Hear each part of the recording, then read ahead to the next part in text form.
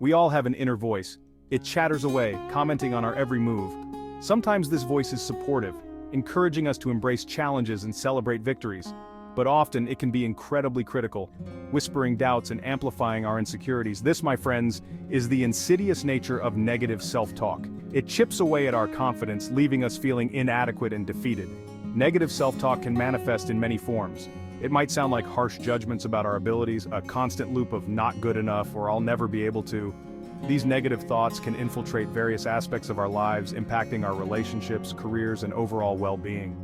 Left unchecked, this inner critic can keep us trapped in a cycle of self-doubt and fear, preventing us from pursuing our goals and living authentically. But there's hope. We don't have to let this inner critic run the show. By learning to recognize and challenge negative self-talk, we can cultivate a more compassionate and supportive inner dialogue. This journey begins with awareness. Start by simply noticing the negative thoughts that pop up throughout the day. Pay attention to the situations that trigger them and the emotions they evoke. Remember, awareness is the first step towards lasting change. Imagine, for a moment, how you would treat your best friend. You'd offer unwavering support, celebrate their strengths, and offer empathy during challenging times. You wouldn't dream of criticizing their every flaw or belittling their dreams. So why do we often treat ourselves with so much less kindness? The best friend strategy is a simple yet profound approach to combating negative self-talk by treating ourselves with the same compassion and understanding we would extend to a dear friend. It's about shifting our inner dialogue from one of harsh judgment to one of gentle encouragement. Instead of focusing on our perceived shortcomings, we choose to highlight our strengths and acknowledge our efforts.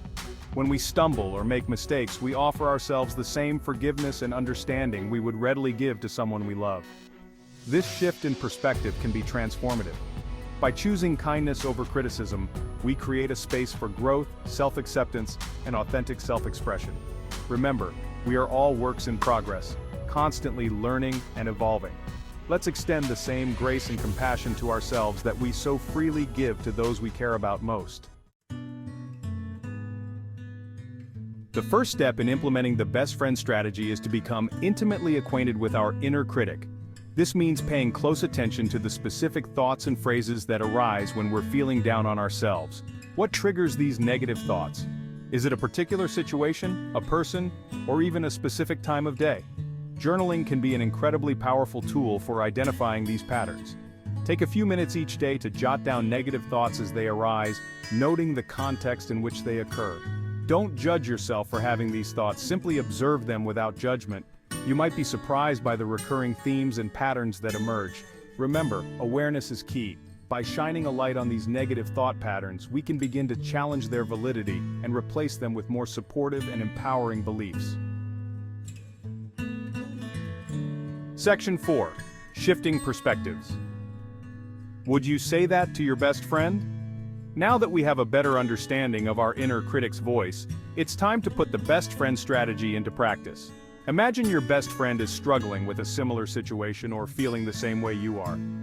Would you berate them with the same harsh judgments you direct at yourself? Or would you offer words of encouragement, reminding them of their strengths and past successes? The answer, of course, is the latter. We are naturally inclined to treat our loved ones with compassion and understanding. Yet we often struggle to extend that same kindness to ourselves.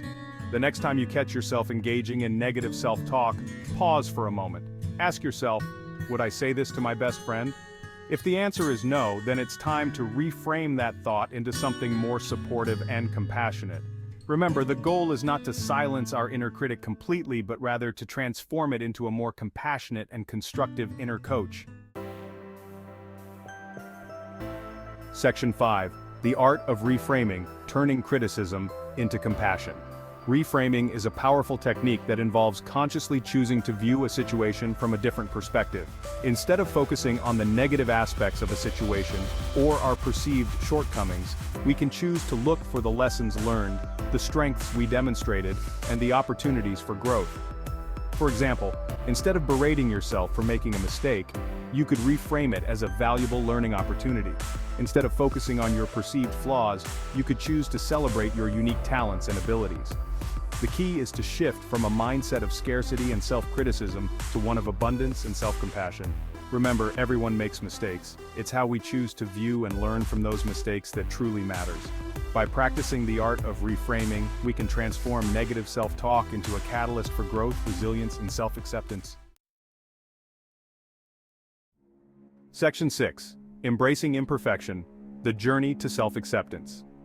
The journey to self-acceptance is not about achieving perfection, but rather about embracing our imperfections with kindness and understanding.